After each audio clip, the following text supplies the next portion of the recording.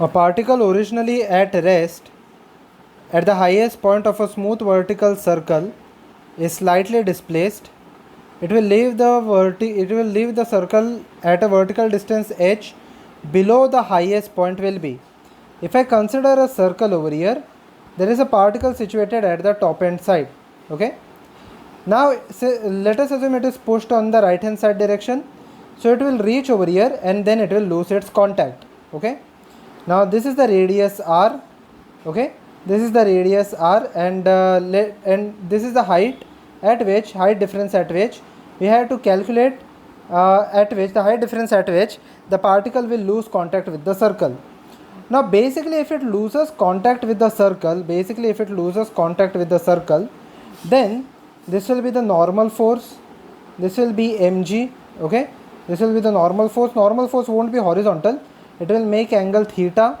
The same angle theta will be substituted over here. Okay, now over here if it loses contact, this will be equal to mg cos theta, and this direction will be equal to mg sin theta. Okay, now if it loses contact, then the normal force will be equal to 0. Okay, at this point the normal force will be equal to 0. Okay, so now we have to calculate what is the normal force. So if the normal force is 0, there is only one force which acts in this direction, which is the centripetal force. So mg sin theta will be equal to the centripetal force, that is mv square divided by r. Okay, mg sin theta will be equal to mv square divided by r. Okay, we have to calculate the value of h. So v square will be equal to rg sin theta. Okay, v square will be equal to rg sin theta. Now the total potential energy over here will be equal to the total kinetic energy at this point.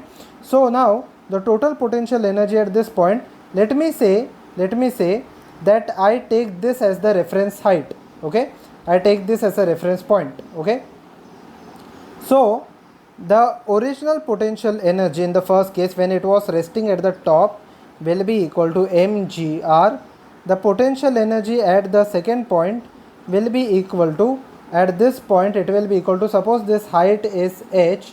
Okay, suppose this height is h, this height will be equal to, now this height will be equal to r minus h. Okay, so it will be equal to mg r minus h. Okay, now the kinetic energy at the second point will be equal to half m v square. Okay, which can be substituted as v square can be substituted as rg sin theta. Okay, so it will be equal to half m rg sin theta. Okay, so if I calculate the value of sin theta, if you observe the value of sin theta carefully, it is opposite side, means this side, divided by hypotenuse. So opposite side is r minus h, so half mrg r minus h divided by adjacent side, that is the opposite side divided by hypotenuse. Hypotenuse is this distance, which is equal to r. Okay, now this is the second kinetic energy. Okay, so this is the value we got. R and R will get cancelled out. Okay, now the total energy at point A, or total energy 1, will be equal to total energy 2 by law of conservation of energy. Now total energy at point 1 is equal to mg r is equal to, total energy at point 2 will consist of two energies, potential energy and the second one is the kinetic energy. So potential energy is equal to mg r minus h a plus kinetic energy, which is equal to half mg r minus h. Okay, so when I calculate this value, when I equate this value, it will be equal to over here 3 by 2. Okay, mg will get cancelled out everywhere. Okay, mg will get cancelled out everywhere.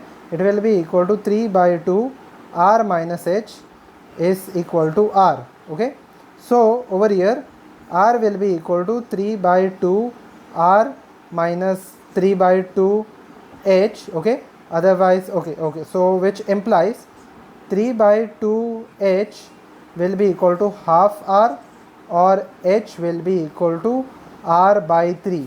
So at a height, that is the vertical height of r by 3, it will lose contact with the upper surface. So h will be equal to r by 3. So option number is B.